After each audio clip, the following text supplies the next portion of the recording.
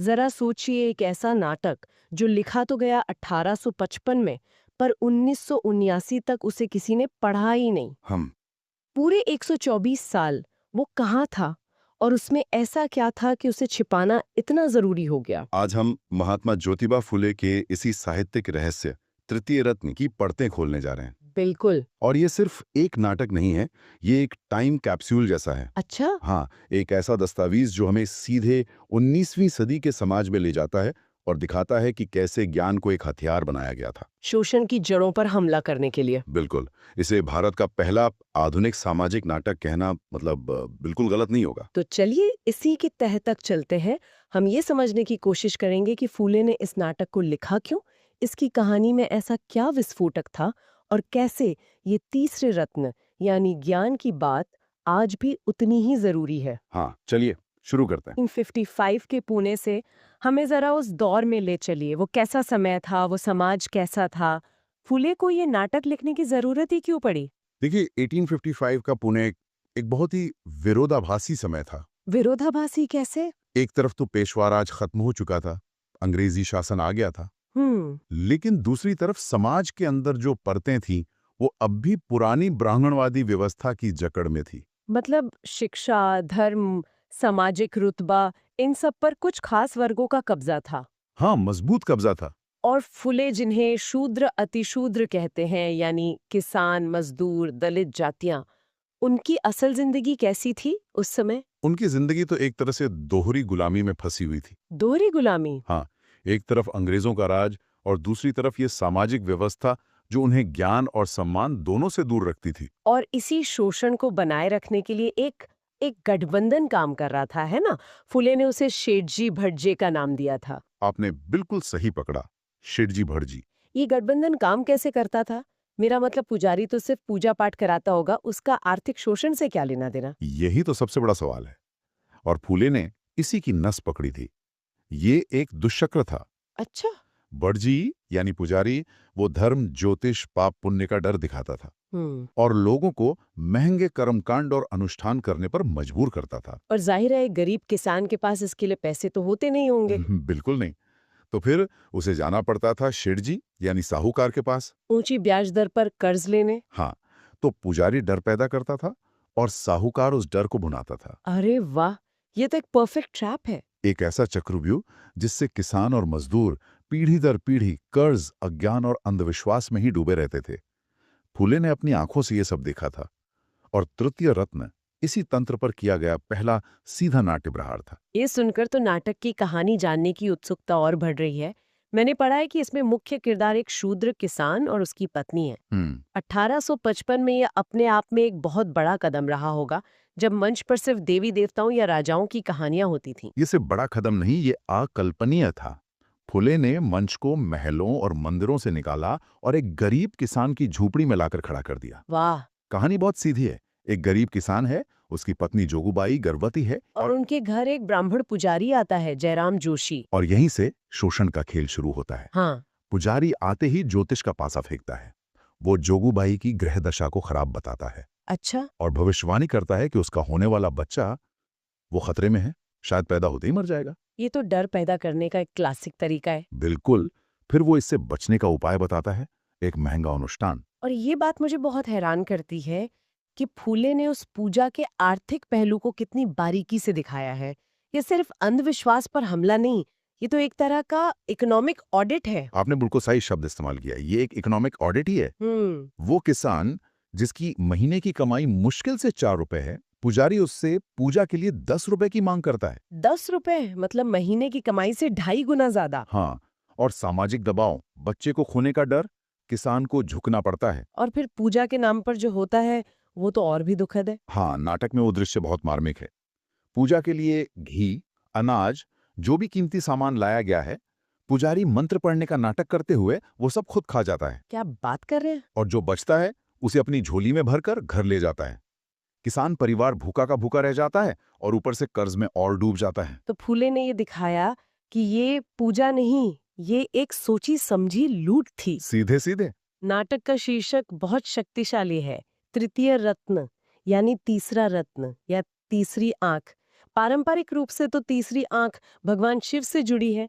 फूले ने इस प्रतीक को क्यों चुना? देखिए, यही फूले की प्रतिभा दिखती है।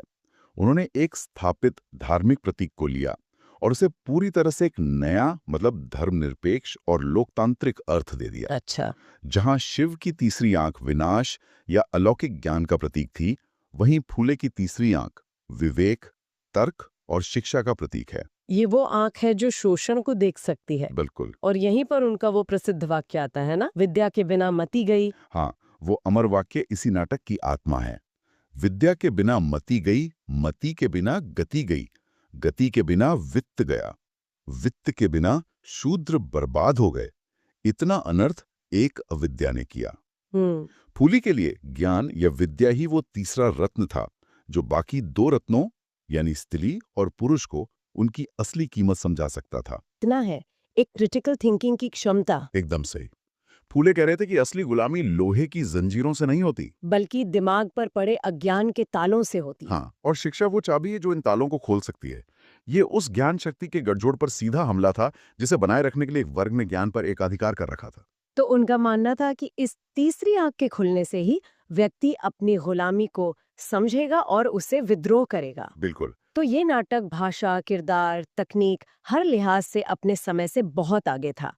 कहानी और विचार के अलावा क्या इसका नाट्य शिल्प भी उस दौर के नाटकों से बहुत अलग था? अरे जमीन आसमान का फर्क था। अच्छा। उस समय के जो मराठी नाटक होते थे वो या तो पौराणिक कथाओं पर आधारित थे, जिन्हें आख्यान कहते थे, या फिर तमाशा जैसी लोक कलाएं थी जो सिर्फ मनोरंजन पर केंद्रित थी।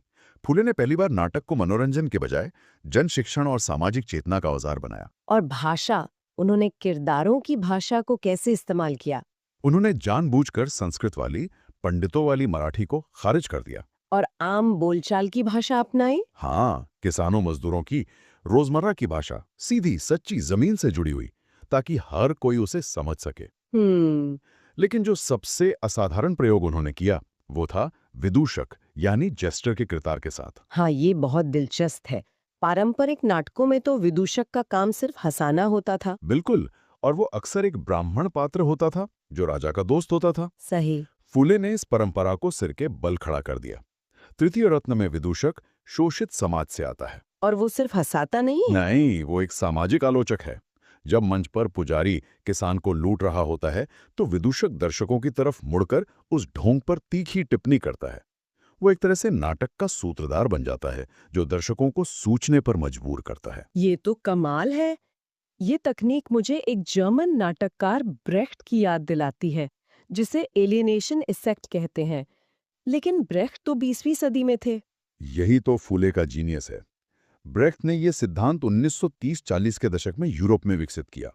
फूले 70-80 साल पहले भारत में बिना किसी नाट्य सिद्धांत की किताब पढ़े वही काम कर रहे थे। वाह। वो नहीं चाहते थे कि दर्शक किसान के दुख में डूबकर सिर्फ रोएं। वो चाहते थे कि दर्शक उस शोषण के सिस्टम को पहचानें, उस पर गुस्सा करें और सवाल उठाएं। ये मनोरंजन नहीं था, ये चेतना का विस्फोट करने की कोशिश थी। एकदम। और नाटक में एक ईसाई पादरी का भी किरदार है। उसका मकसद क्या धर्म परिवर्तन दिखाना था? नहीं, और ये फूले की एक और खूबी है। वो पादरी धर्म परिवर्तन के लिए नहीं आता। तो फिर? जब किसान दंपत्ति पुजारी के धोखे से पूरी तरह टूट जाते हैं, तब पादरी आकर उन्हें तर्क और विवेक की बात समझाता है।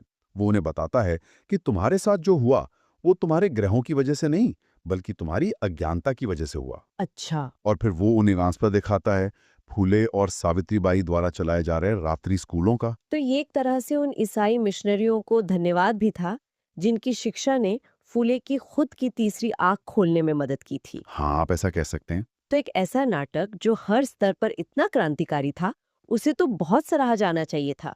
लेकिन हुआ इसका ठीक उल्टा।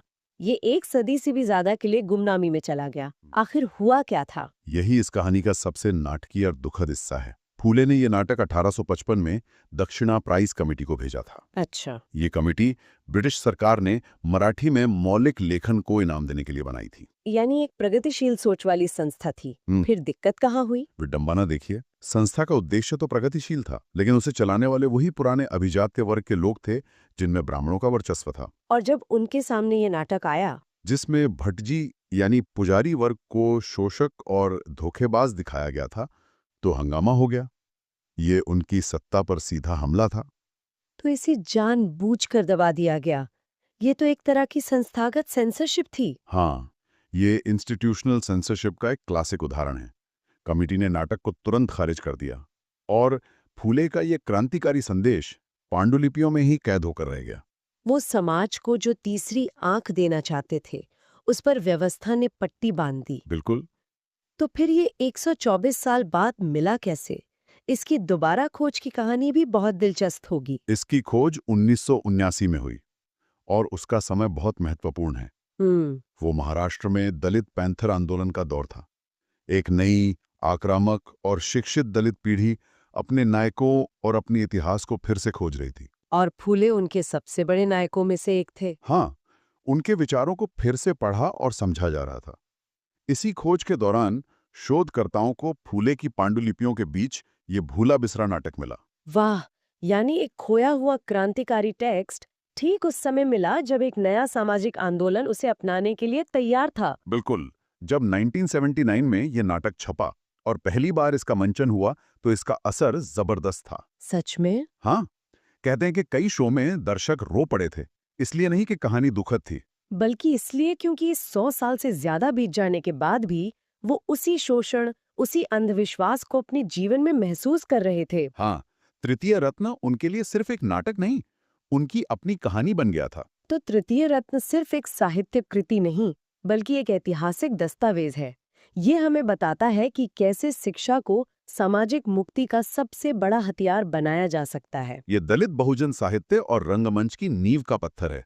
फूले ने जो तीसरी आंख की अवधारणा दी, उसे बाद में सावित्रीबाई फूले और डॉक्टर बी.आर. अम्बेडकर जैसे विचारकों ने अपने आंदोलनों का आधार बनाया। हम्म। अम्बेडकर तो फूले को बुद्ध और कबीर के साथ अपना गुरु मानते थे। अच्छा। उनका जो प्रसिद्ध नारा है, शिक्षित बनो, संगठित हो, संघर्ष करो, वो फूले के तृतीय रत्न के दर्शन का ही तार्किक विस्तार है। ये वाकई हमें सोचने पर मजबूर करता है। फूले ने 19वीं सदी में धर्म और परंपरा के नाम पर हो रहे शोषण पर सवाल उठाए थे। हम्म। आज हम सूचना के महासागर में रहते हैं, लेकिन साथ ही साथ फेक न्यूज़ और दुष्प्रचार का भी बोलबाला है। सही बात है। ऐसे में आज के दौर में अपनी तीसरी आंख खोलने का मतलब क्या है, ताकि हम शोषण और नियंत्रण के इन नए अदृश्य तरीकों को पहचान सके?